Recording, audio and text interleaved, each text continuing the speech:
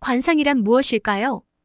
관상은 사람의 얼굴 생김새를 보고 그 사람의 성격, 운명, 건강 상태 등을 파악하려는 학문입니다. 옛날부터 사람들은 얼굴의 특징, 눈썹, 눈, 코, 입, 귀 등이 생김새를 통해 그 사람의 내면을 읽고 미래를 예측하려고 했습니다. 관상의 기본적인 생각. 얼굴은 마음의 거울, 얼굴은 마음의 상태를 반영한다는 가정에서 출발합니다. 즉, 얼굴의 특징을 통해 그 사람의 성격, 감정, 생각 등을 파악할 수 있다는 것입니다. 오행설과의 연관. 관상은 동양의 오행설과 깊은 관련이 있습니다. 오행설은 우주 만물이 목, 화, 토, 금, 수 5가지 요소로 이루어져 있다는 이론인데, 이를 사람의 얼굴에 적용하여 각 부위가 어떤 오행에 속하는지 분석합니다. 기륭을 점치는 도구. 관상은 단순히 사람을 분석하는 것을 넘어서 미래의 기륭을 점치는 도구로도 사용되었습니다. 관상의 종류. 골상, 뼈대를 중심으로 관상을 보는 방법. 육상살을 중심으로 관상을 보는 방법. 색상, 얼굴의 색깔을 통해 관상을 보는 방법. 관상에 대한 과학적 시각. 현대과학에서는 관상을 과학적인 근거가 부족한 미신으로 간주합니다. 하지만 일부 연구에서는 얼굴 특징과 성격 사이의 연관성을 밝혀내려는 시도가 이루어지기도 합니다. 관상에 대한 다양한 시각. 미신, 과학적 근거가 부족하며 개인의 외모를 평가하는 주관적인 기준이 될 수 있다는 비판이 있습니다. 문화적 현상. 오랜 역사와 문화 속에서 형성된 하나의 문화 현상으로 볼 수 있습니다. 심리학적 접근. 얼굴 인식과 관련된 심리학 연구와 연결하여 해석하기도 합니다. 결론적으로 관상은 과학적인 근거보다는 오랜 역사와 문화 속에서 형성된 하나의 흥미로운 문화 현상으로 이해하는 것이 좋습니다.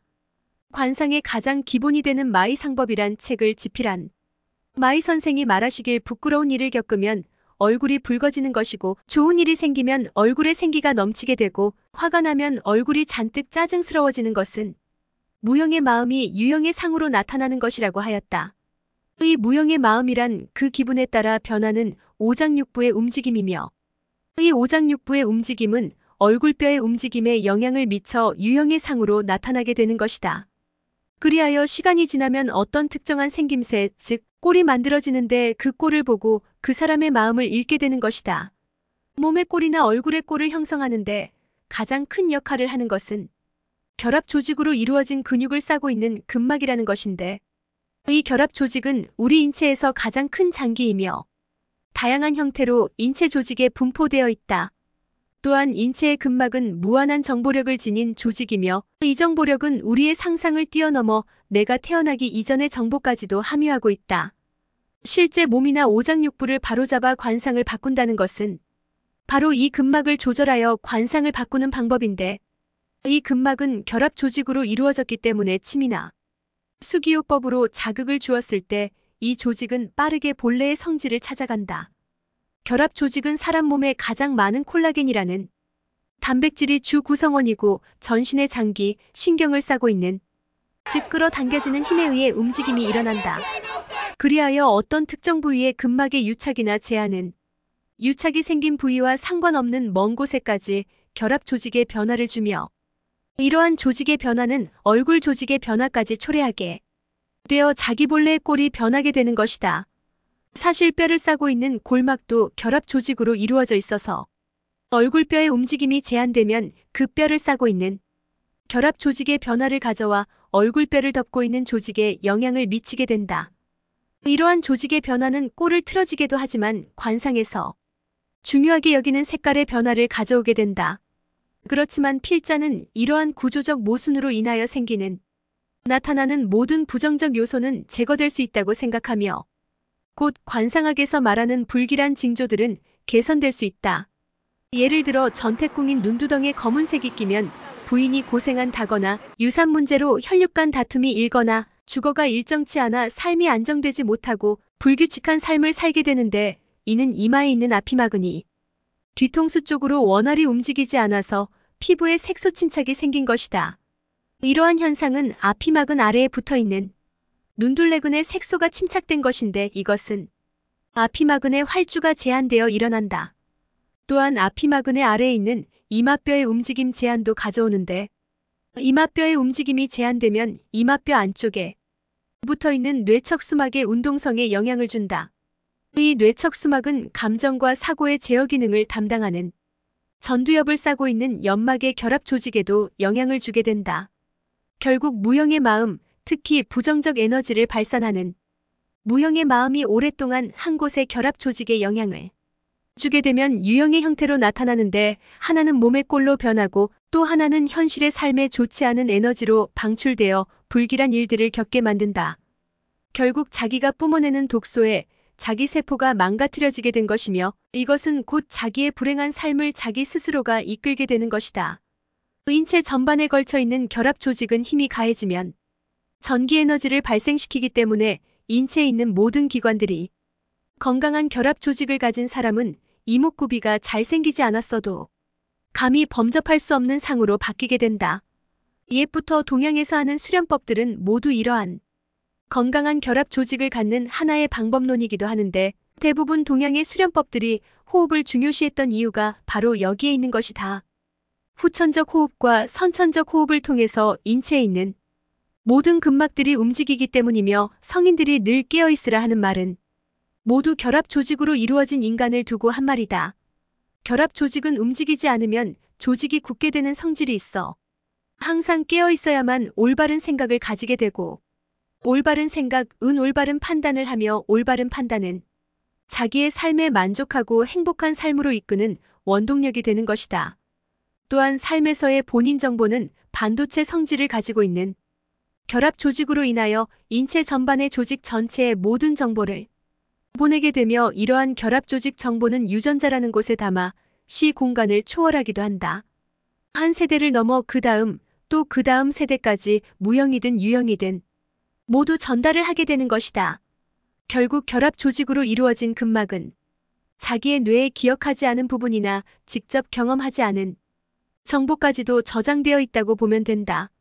인간의 뇌는 2%밖에 사용하지 못하고 가기 때문에 자기 삶의 정보를 볼 수 있는 눈을 갖지 못한다. 이 정보를 알기 위해서는 늘 깨어있는 삶을 살아야 하며, 깨어있는 삶을 살지 않으면 자신이 가지고 있는 좋은 정보든지 좋지 않는 정보든지 모두 그대로 자식들에게 대물림하게 된다.